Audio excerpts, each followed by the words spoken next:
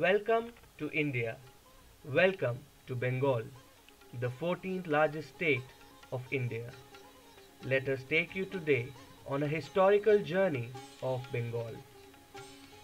Ramayana and Mahabharata, the great epics of ancient India. Millions of people have been mesmerized by their stories of good vanquishing evil.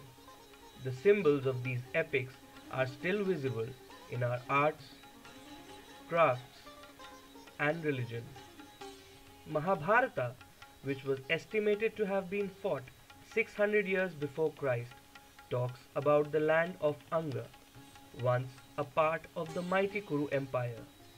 It was awarded for his loyalty and bravery to the great warrior Karna. Geographically, Angladesh was at the same location as today's Bengal is. So how did Anga become Vanga or Banga, and then Bengal is a topic of many theories.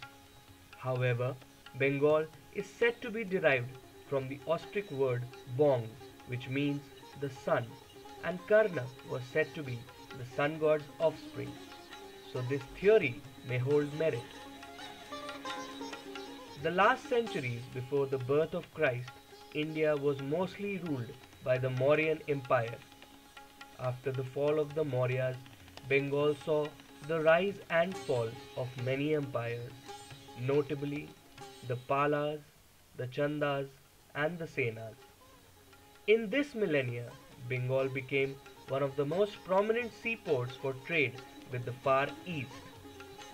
Then in the early 1500s came the invaders of the Far West, the Mughals led by their fierce emperor Babur Shah.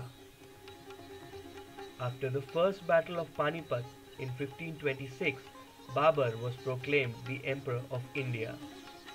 In his lifetime, Babur established his rule over most of the northern states of India, but inaccessibility to the lands of Bengal meant Babur could not win over Bengal. The next Mughal Emperor Humayun too could not win over this land of warriors led by the governor of the Bihar Bengal Principality, Sher Shah Suri.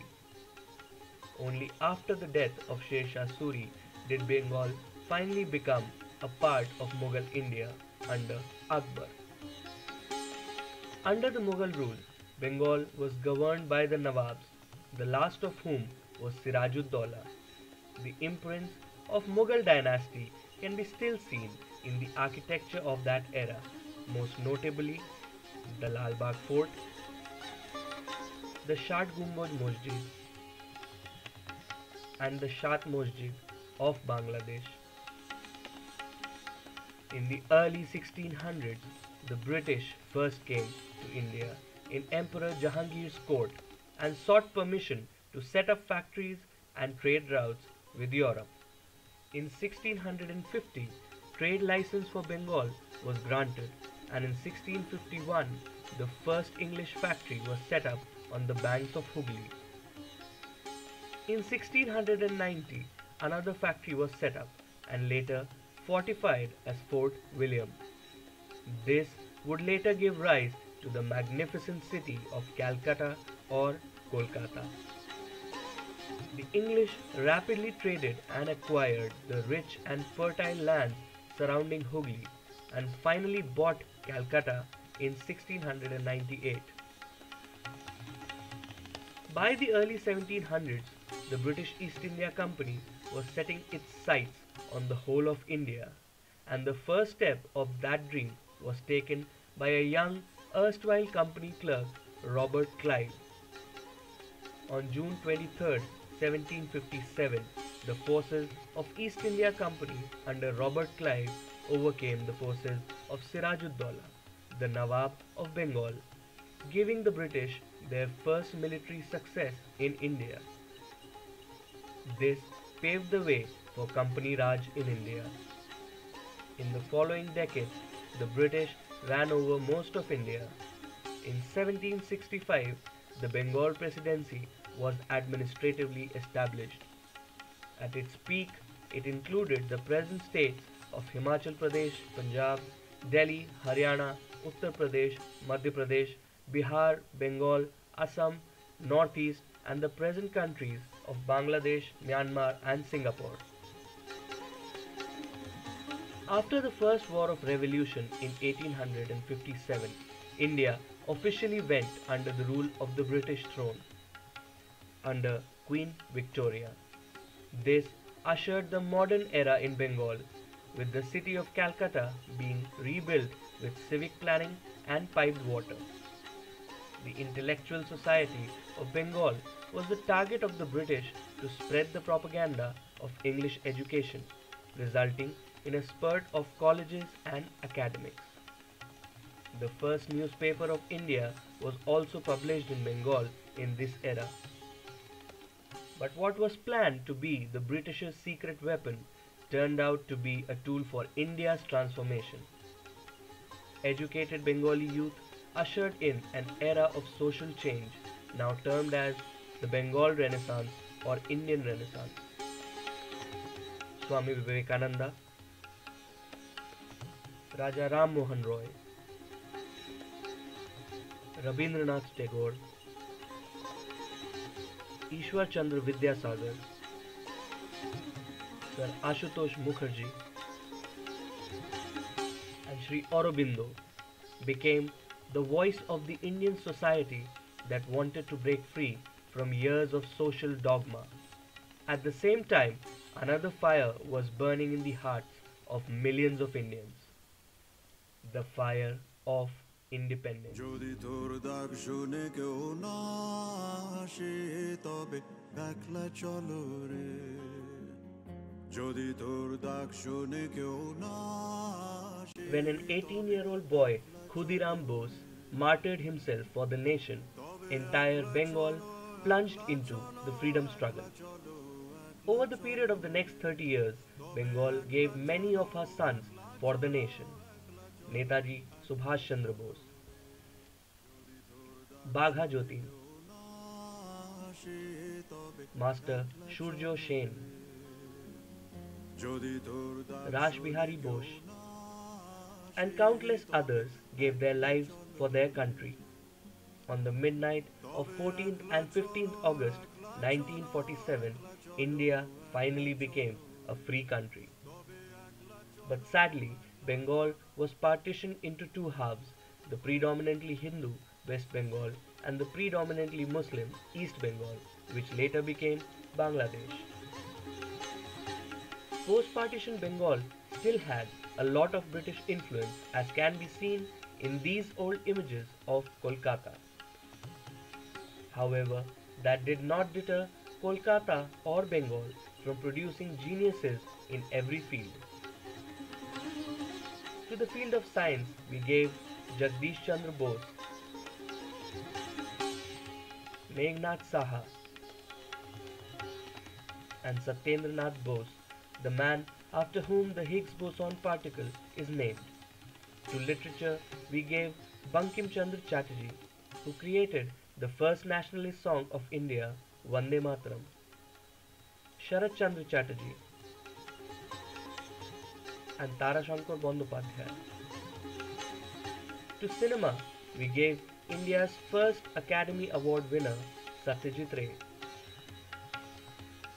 and brilliant directors like Bimal Roy and Rishikesh Mukherjee. To the field of music, we gave greats like Hemant Mukherjee, Kishore Kumar, and Manna Dey. Kolkata itself is a mirror of the Indian society. Life in Kolkata is incomplete without a day outing to the Victoria Memorial or an evening stroll near the Howrah Bridge or Rabindra Setu. People from all walks of life have sought inspiration in the city of joy and have become greats of their field. To name a few, to the field of business, Kolkata gave Lakshmi Nivas Mittal, chairman of Arcelor Mittal, and Amar Bose, founder of Bose sound systems which are popular worldwide. To music, we gave Pandit Ravi Shankar, Ustad Amjad Ali Khan, Ustad Zakir Hussain,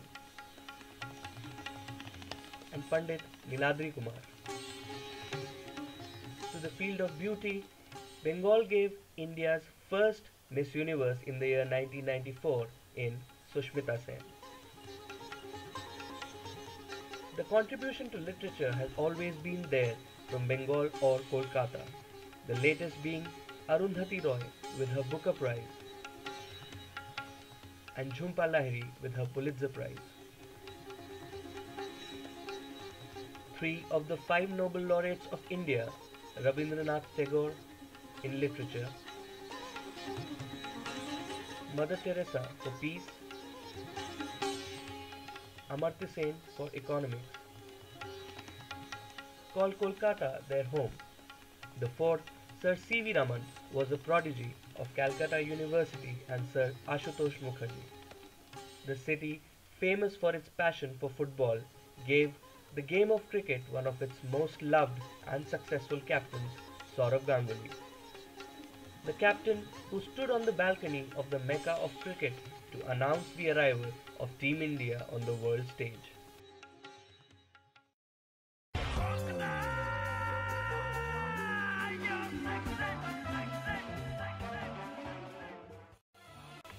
Kolkata has been a pioneer of sorts for Indian metros.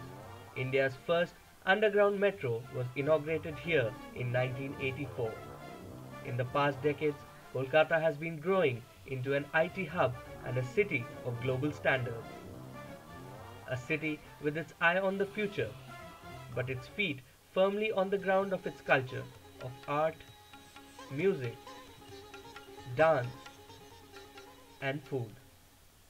The biggest festival of this region, Durga Puja, is a celebration of the goddess Durga's homecoming.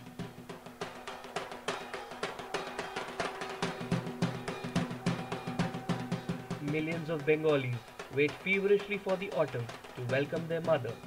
What follows is 5 days of fun, adda, food and cultural events.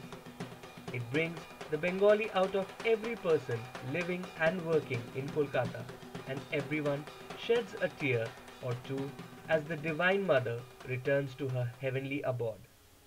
The Bengalis are as attached to their food as they are to their culture. They say it is very difficult to satisfy a Bengali cuisine connoisseur, and today we at Gecko will make a humble attempt to do that. Take with you the splendor that is Bengal and enjoy the evening, ladies and gentlemen.